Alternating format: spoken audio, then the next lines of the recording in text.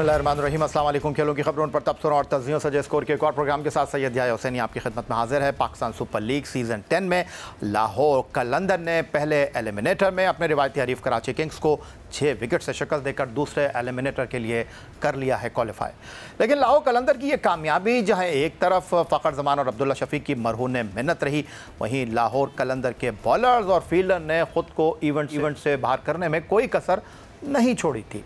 लाहौर कलंदर के कप्तान शाहीन शाह अफरीदी पहले ओवर में अच्छे आगाज़ के बाद 14 रन दे गए। कराची किंग के कप्तान डेविड वार्नर लाहौर कलंदर के बॉलर के लिए मुश्किलात पैदा करते रहे। 47 और 61 रन पर उनके 2 कैचेस ड्रॉप हुए। कराची किंग ने पावर प्ले में 70 रन बनाकर 200 से ज़ायद रन का इशारा दे दिया था और इस पर लाहौर कलंदर के फील्डर्स ने 4 कैच ड्रॉप किए। लाहौर कलंदर के बॉलर्स ने 4 नो बॉल्स, इसके नतीजे में मिलने वाली फ्री हिट्स के रन्स और 12 वाइड्स के इजाफी रन्स दिए।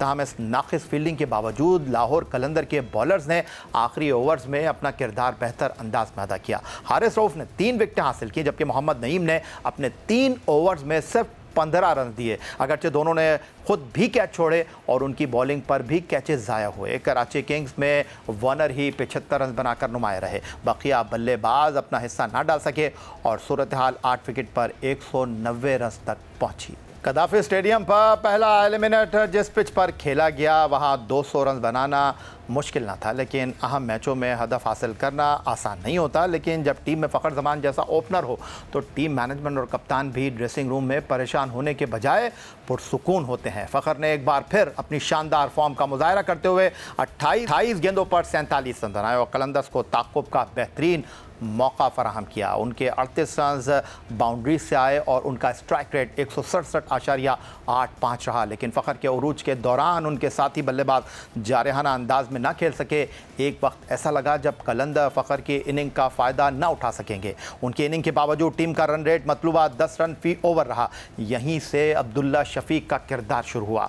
शफीक के पास फ़खर जैसा जारहाना अंदाज नहीं, लेकिन उनके शानदार तकनीक उनके स्ट्रोक प्ले में रुकावट नहीं बनती। अब्दुल्ला शफीक ने कौशल परेरा के साथ 83 रन की शराकत बनाई, जो मैच को लाहौर कलंदर के हक में ले गई। परेरा, जो अमूमन खुद नुमाया किरदार अदा करते हैं, जल्द ही समझ गए कि अब्दुल्ला शफीक ज़बरदस्त मूड में है, इसलिए उन्होंने सिर्फ स्ट्राइक तब्दील करने पर तवज्जो दी। शफीक ने बर वक्त बाउंड्रीज लगाकर मतलूबा रन रेट बरकरार रखा। अब्दुल्ला शफीक ने 35 गेंदों पर 5 चौकों और 3 छक्कों की मदद से 65 रन बनाए। जब अब्दुल्ला आउट हुए तो कलंदर को 28 गेंदों पर 33 रन दरकार थे, लेकिन तब तक कलंदर जीत के रास्ते पर गामजन हो चुका था। राजा पाकसे के 23 और कौशल परेरा के 30 रन ने कलंदर को 6 विकेट से फतह दिलाकर दूसरे एलिमिनेटर में पहुंचा दिया। 2 साल पहले जब लाहौर कलंदर ने टाइटल जीता तो अब्दुल्ला शफीक के 40 गेंदों पर 65 रन की इनिंग में मरकजी किरदार निभाया था। अब्दुल्ला शफीक जो एक मुस्तनद ओपनर है, लेकिन उनका नंबर 3 पर बैटिंग करना लाहौर कलंदर के लिए अपने नंबर के कुर्बानी देने के मुतरादिफ है। प्रेस कॉन्फ्रेंस में भी अब्दुल्ला शफीक ने यही कहा कि वो टीम की डिमांड पर 1 डाउन खेल रहे हैं। मॉडर्न डे क्रिकेट के लिए आपको ट्रेनिंग करना पड़ती है और अपनी बैटिंग के लिए उन्होंने कई खिलाड़ियों से बात भी की है। स्टार्टिंग से ओपनर एज ओपनर खेलता आ रहा हूँ और इधर भी, लेकिन यह कि इधर टीम की डिमांड ही है कि मैं 1 डाउन खेलूँ और मैं कोशिश करता हूँ एज अ प्लेयर कि अपने आप को उस रोल में एडजस्ट करूँ। अगर टीम को रिक्वायर्ड है तो क्यों नहीं, मुझे वो भी गेम आनी चाहिए। ऑब्वियसली एज एन ओपनर काफ़ी खेला हुआ है, आइडिया काफ़ी, लेकिन जब आप 1 डाउन या ऐसी सिचुएशंस में जाते हो तो आपको एक नया फेज़ होता है वो बैटिंग का, तो आप उसमें भी सीखते हो कैसे खेलना।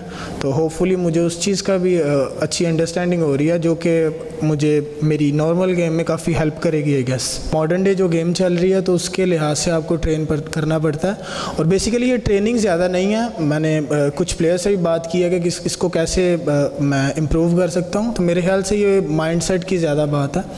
तो माइंडसेट अब अगर आपका पॉजिटिव हो और इंटेंट आप अच्छा शो करो तो obviously you will look to score runs और आपके पास इनफ अपॉर्चुनिटीज़ होती हैं।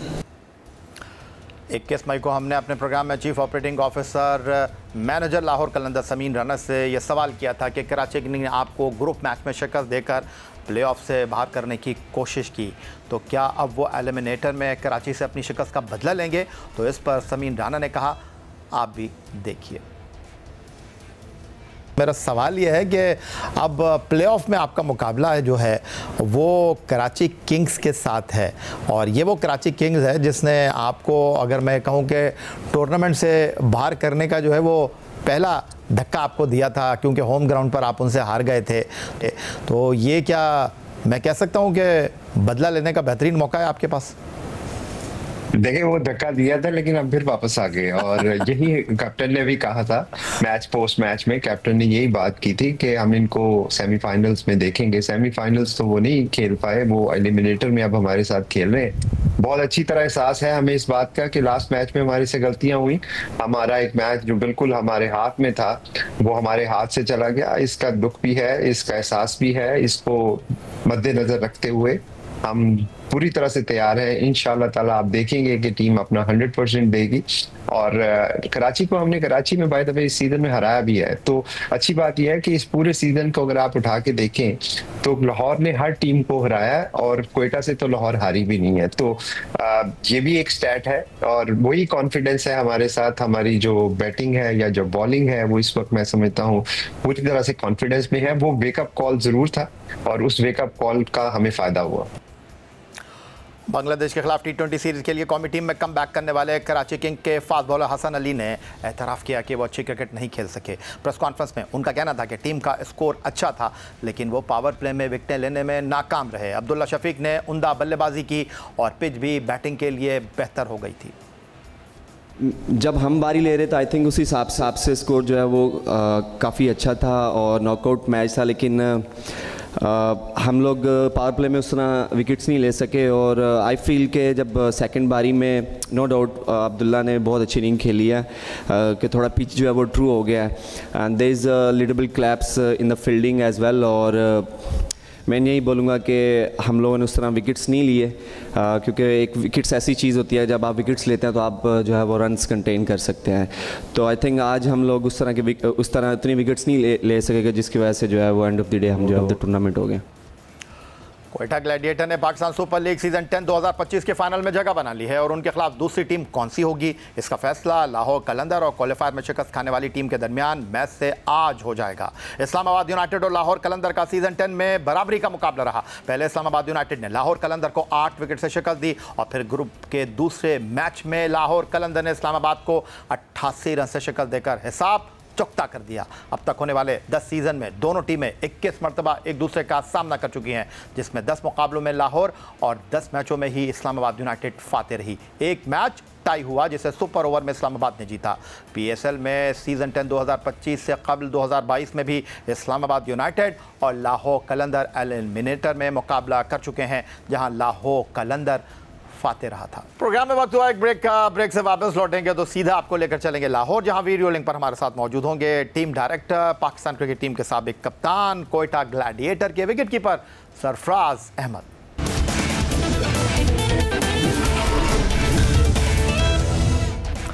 ब्रेक के बाद एक बार फिर कहेंगे आपको खुशामदीद। पाकिस्तान सुपर लीग 2019 में चैंपियन बनने वाली क्वेटा ग्लैडिएटर अब फाइनल में एक बार फिर पहुंची है, और ये 2016, 2017 और 2019 के बाद चौथा मौका होगा जब क्वेटा ग्लैडिएटर फाइनल खेल रही है। और इस टीम के डायरेक्टर 2017 आईसीसी चैंपियंस ट्रॉफी की फाते टीम के कप्तान विकेट कीपर सरफराज अहमद बतौर डायरेक्टर इस टीम के साथ खिदमत अंजाम दे रहे हैं, जो वीडियो लिंक पर इस वक्त इस्लामाबाद से, लाहौर से हमारे साथ मौजूद हैं। खुशामदीद कहेंगे सरफराज आपको, और सबसे पहले तो मैं आपको मुबारकबाद देना चाहूँगा, और ये बताइएगा कि टीम का माहौल जो है वो कैसा है, क्योंकि आपकी टीम एक महीने से नाकाबिल शिकस्त है, 8 मैचों से नाकाबिल शिकस्त है, फाइनल में आप लोगों ने क्वालिफाई कर लिया है। भाई आपको अस्सलाम वालेकुम, और अल्लाह का शुक्र है कि बहुत अच्छा लग रहा है और टीम का माहौल बहुत ज़्यादा अच्छा है, और जिस तरीके से थ्रू आउट जो है वो टीम इस टूर्नामेंट में खेली है वो आई थिंक वो बहुत आउटस्टैंडिंग है। तो उसमें जो है वो हमारी स्पेशली पहले तो मैं अपनी मैनेजमेंट को क्रेडिट देना चाहूँगा, क्वेटा ग्लैडिएटर की मैनेजमेंट की, जिसमें नदीम उमर साहब जो कि हमारे ओनर हैं, उसमें नबील हाशमी हैं, मोइन भाई हैं और आज़म भाई।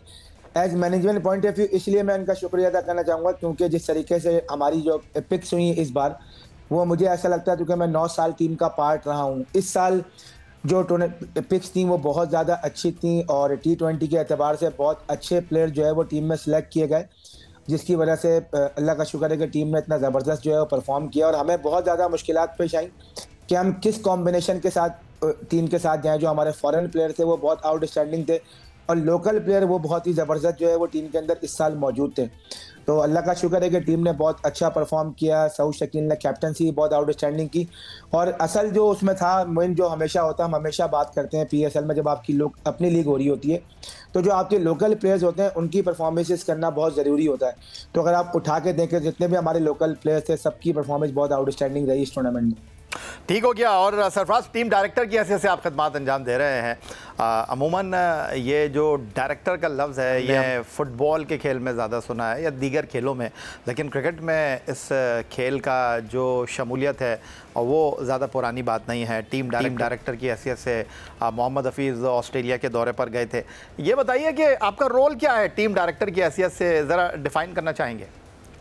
देखिए मेरा जो रोल है टीम के अंदर, जैसे मैंने मोइन भाई हैं ऑब्वियसली, वो सारे कोचिंग के जो पॉइंट ऑफ व्यू है, सारे कोचिंग के हवाले से जो भी बात होती है, सारा जो मैनेज करना होता है वो मोइन भाई देखते हैं। मेरी अपनी कोशिश है जो मैंने अपने एक्सपीरियंस हासिल किया है पिछले 7-8 महीनों में, मैं मेंटोर के ऐसे पीसीबी में भी काम कर रहा था। तो मेरी कोशिश ये होती है कि यार मैं प्लेयरों से बात करूं, प्लेयरों को ज़्यादा से ज़्यादा मोटिवेट करूं, कॉन्फिडेंस दूं। और मैंने भी अपनी यही कोशिश की है कि मैं प्लेयरों के बीच में रह के उनके साथ रहूं और जो भी उनकी चीज़ें हैं वो प्रोवाइड करूं। अगर कोई इनको चीज़ चाहिए नेट के हवाले से या दूसरी कॉन्फिडेंस देने के हवाले से, जैसे बहुत से ऐसे प्लेयर्स हैं हमारी टीम में नहीं खेल पा रहे थे शुरू में, वसीम जूनियर, खुर्रम शहजाद, ख्वाजा नाफिर, हसीबुल्ला। तो मेरी कोशिश ये थी, दिशान जो लड़का है उसके साथ मेरी कोशिश ये थी कि मैं इनके साथ अपना कम्युनिकेशन बेहतर करूं ताकि इनको बता सकें कि यार टीम की रिक्वायरमेंट इस वक्त ये मौजूद है और जब भी कोई अपॉर्चुनिटी मिलेगी तो आप उस एतबार से जो है ना वो तैयार रहें। तो मैंने अपनी कोशिश की, मैं इस पॉइंट ऑफ व्यू से जो है वो काम करता रहा हूँ, लड़कों के बीच में रहूँ। और मोइन भाई ने पूरी सपोर्ट दी और मोइन भाई ने पूरा ये कहा कि जो भी तुम्हारा दिल करता है उस हिसाब से अपना बात करो। आई थिंक इसमें मोइन भाई का मैं शुक्रिया अदा करना चाहूँगा कि उन्होंने मुझे खुली परमिशन दी कि आप जो भी आपको लड़कों से बात करनी है, जिस हवाले से भी बात करनी है, तो उनको कम्युनिकेट ज़रूर करूँ। अच्छा सरफराज, इस बार कोयटा ग्लैडिएटर जो है वो उनका होम ग्राउंड कद्दाफी स्टेडियम लाहौर है और आप लोगों ने फ़ाइनल के लिए क्वालिफाई कर लिया है। और 2016 आप दुबई में इस्लामाबाद के ख़िलाफ़ फ़ाइनल खेले, 2017 कद्दाफी स्टेडियम में आप ज़ल्मी के ख़िलाफ़ फ़ाइनल खेले, 2019 आप पेशावर ज़ल्मी के ख़िलाफ़ नेशनल स्टेडियम कराची में फ़ाइनल खेले, चैम्पियन कप्तान बने और अब टीम डायरेक्टर की हैसियत से आप इस टीम के साथ एसोसिएट हैं। टीम ने फ़ाइनल के लिए क्वालिफाई किया है। तो क्या आपको लग रहा है जो इस वक्त टीम का मोमेंटम बना हुआ है बैटिंग में, बॉलिंग में, हम क्या उम्मीद रखें? दूसरी बार चैम्पियन बनने का क्या इरादा है? देखिए यार भाई, अल्लाह का शुक्र है जिस तरीके से माशाल्लाह टीम हमारी परफॉर्म कर रही है, हर शोबे में बहुत अच्छी कारकर्दगी पेश की है। स्पेशली अगर आप हमारा थ्रू आउट टूर्नामेंट देखें तो हमारी फील्डिंग जो है बहुत टॉप की रही है। और अगर आप लास्ट मैच भी अगर आप देखते हैं इस्लामाबाद यूनाइटेड के अगेंस्ट, तो जो फ़र्क डाला उस मैच में वो हमारी फील्डिंग का था। हमने जो कैचेस पकड़े इंपॉर्टेंट टाइम पर, आई थिंक वो बड़ा टीम के काम आए। तो अल्लाह का शुक्र है, टीम का मोराल बहुत अच्छा है और इंशाल्लाह पूरी कोशिश होगी कि हम इस बार जो है वो टाइटल को जीतें और उम्मीदें बहुत अच्छी हैं। बाकी अल्लाह को पता है, जो होगा इंशाल्लाह अच्छा ही होगा। अभी तक सब बहुत अच्छा चल रहा है। चलें, बड़ी अच्छी बात है, सब अच्छा चल रहा है, अच्छा चलना चाहिए। ये फ़हीम अशरफ के बारे में थोड़ी सी आपसे बात करना चाहूँगा।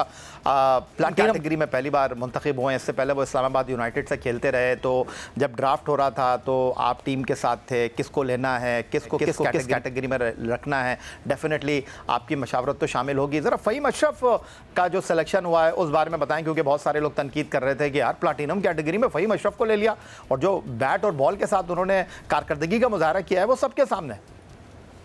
देखें, मुझे बहुत अच्छी तरह याद है कि जब ऑब्वियसली वैसे मैंने कहा कि मैं ड्राफ्ट के टाइम पर मौजूद नहीं था जब ड्राफ्ट हुए थे यहाँ पे, लेकिन जब ड्राफ्ट से पहले मैं नदीम भाई के ऑफिस गया था तो जब प्लेयरों पे बात हो रही थी, जब फ़हीम अशरफ जो है वहाँ से रिटेन नहीं हुए थे और वो ड्राफ्ट में गए थे, तो हमारी मैनेजमेंट में यही बात हो रही थी कि यार फ़हीम अशरफ एक ऐसा प्लेयर है जिसको हमें लेना चाहिए और उसको हमें जो है ना वो, जो कि जाहिर सी बात है हमने उनको ऊपर वाली पिक में लेना था। तो सबकी यही ख्वाहिश थी कि यार ये ऐसे प्लेयर हैं जो कि टीम के बैलेंस को एक बहुत अच्छा जो है ना वो निभा सकते हैं। तो हमें एक ऐसा बंदा भी चाहिए था फिनिशिंग रोल पे जो कि बैटिंग भी कर सके और बॉलिंग भी कर सके। आई थिंक फ़हीम के जो हमारी टीम में आने हैं बहुत खुशाइन है और जिस तरीके से उन्होंने अपनी परफॉर्मेंस से इम्पैक्टफुल परफॉर्मेंसेस दी है 4-5 मैचों में, उनकी ऐसी परफॉर्मेंस थी जिनकी वजह से, उनकी परफॉर्मेंस की वजह से टीम जो है वो मैच जीती।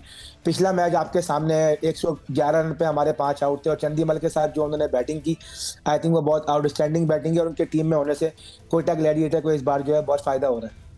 अच्छा सरफराज, कुछ दिन पहले मेरी कराची में हसन नवाज से बात हुई और उन्होंने कहा कि मैंने इंटरनेशनल करियर जो है एज ए ओपनर स्टार्ट किया है और मेरी ख्वाहिश यही है कि मैं टॉप ऑर्डर में बैटिंग करूं।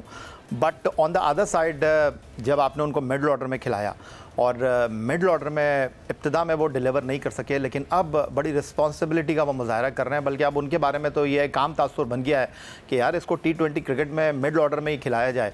तो ज़रा उनके बारे में बताइए कि मुश्किल फ़ैसला था आपके लिए, क्योंकि Finn Allen, Saud Shakeel inning का आगाज़ कर रहे थे, 3 पे राइले रोसो आ रहे थे, तो आपके लिए मुश्किल था कि आप उनको टॉप ऑर्डर में खिलाएँ। और जिस तरह उन्होंने अपने आप को प्रेजेंट किया है, अब तो वो एक बड़े काबिल एतमाद बल्लेबाज के तौर पर सामने आए। जी बिल्कुल यार भाई, देखिए जब अगर आप हमारा शुरू में टीम का कॉम्बिनेशन देखें तो उसमें हसन नवाज जो है वो टॉप 3 में बैटिंग कर रहे थे। फिर उसके बाद जब हम पहले 3 मैच हुए, फिर हम दोबारा हमारी टीम मीटिंग हुई, हम सब बैठे दोबारा कि यार हम किस राइट कॉम्बिनेशन के साथ हम टीम में जा सकते हैं। तो ऑब्वियसली फिर राइली रोसो जो है वो 3 पे आए, तो फिर उसके बाद हसन नवाज जो है एक आध मैच में जो है वो 6 नंबर पे खेले। फिर उसके बाद हमारी ये टीम मैनेजमेंट में ये डिस्कस हुआ कि यार हसन नवाज को हम जो है वो मिडिल ऑर्डर में बैटिंग कराते हैं और कोशिश करते हैं कि इसको ज़्यादा से ज़्यादा ओवर दें, क्योंकि उसकी उनकी एबिलिटी तो हमने देखी हुई थी इंटरनेशनल में, वो ऑकलैंड में 100 करके आए हुए थे और उनके पास पावर से मौजूद थी। लेकिन मैं समझता हूँ कि इसमें सबसे ज़्यादा क्रेडिट मैं हसन नवाज को दूंगा, क्योंकि पहले वो नंबर 3 खेले, उसके बाद वो नंबर 6 खेले, फिर 4 खेले। आई थिंक उन्होंने जिस तरीके से अपने इस रोल को निभाया है, आई थिंक ये उनके कैरियर के लिए बहुत ही खुशहाइन बात है, क्योंकि बहुत सारे लोग कह रहे थे कि एक बच्चे ने जो है वो बैटिंग नहीं किया। आई थिंक जिस तरीके से उन्होंने ये शो कराया कि वो हर नंबर पे बैटिंग कर सकते हैं, आई थिंक मैं समझता हूँ कि हर लड़के को ऐसा ही सोचना चाहिए कि वो एक नंबर के बैट्समैन नहीं बनना चाहिए, हर नंबर पे बैटिंग करनी चाहिए। आई थिंक इसमें हसन नवाज को ज्यादा क्रेडिट चाहिए, देना चाहिए कि जिस तरीके से, क्योंकि हमने जब उनको 6 नंबर पे बात की तो वो उसके लिए भी तैयार थे, जब उनको 4 नंबर के लिए बोला तो वो उसके लिए भी तैयार है। और जिस तरीके से उन्होंने परफॉर्मेंसेस की, आई थिंक वो बहुत आउटस्टैंडिंग है, क्योंकि मैं एक आध शो में पहले भी मौजूद था, तो उन्होंने ये बोला कि यार इसने कभी बैटिंग ओपन नंबर पे बैटिंग नहीं की। तो मेरा वहाँ ये पॉइंट ऑफ व्यू था कि हसन नवाज ने अभी अपनी क्रिकेट स्टार्ट की है, अगर वो इस माइंड पे हम उनके दिल में ये चीजें डाल देंगे यार कि आप ओपनर के अलावा कहीं बैटिंग नहीं कर सकते, तो उस बच्चे के दिमाग में यही चीज बैठ जाएगी। तो आई थिंक मैं समझता हूँ कि जितनी तारीफ हसन नवाज की करनी चाहिए वो बहुत कम है, क्योंकि उसने कभी भी हमारी टीम मैनेजमेंट को ये नहीं कहा कि यार मैंने सिर्फ ओपन पे ही बैटिंग करनी है। 4 नंबर पे जिस तरीके से उन्होंने बैटिंग की, आई थिंक ये उनके कैरियर में उनको आगे जाके बहुत ज्यादा हेल्प करेगा। और मुझे उम्मीद है कि जिस तरीके से वो खेल रहे हैं, इंशाल्लाह आगे अगर भी ऐसे खेलते रहे मैच्योरिटी के साथ, तो पाकिस्तान के लिए बड़े लंबे अरसे तक वो सर्व कर सकते हैं। बहुत शुक्रिया। Team director Quetta gladiator Pakistan cricket team के साबिक कप्तान सरफराज अहमद साहब हमारे साथ वीडियो लिंक पर लाहौर से मौजूद थे। आपके लिए बेस्ट विशेज़ हैं कि आपकी टीम फाइनल में पहुंची है, अच्छी कारकर्दगी का मुजाहरा करे। बहुत शुक्रिया हमें वीडियो लिंक पर ज्वाइन करने के लिए। यही आज का हमारा ये प्रोग्राम था। आप एक्स अकाउंट पर हमें फॉलो कर सकते हैं, ईमेल कर सकते हैं, अपनी राय से आगाह कर सकते हैं score@jio.tv पर। इस दुआ, इस उम्मीद, इस तवक्को के साथ कि पाकिस्तान में खेलो खिलाड़ी तरक्की करते रहें। सैयद याह्या हुसैनी को स्कोर की पूरी टीम के साथ अगले प्रोग्राम तक के लिए इजाज़त दीजिए। अल्लाह हाफ़िज़।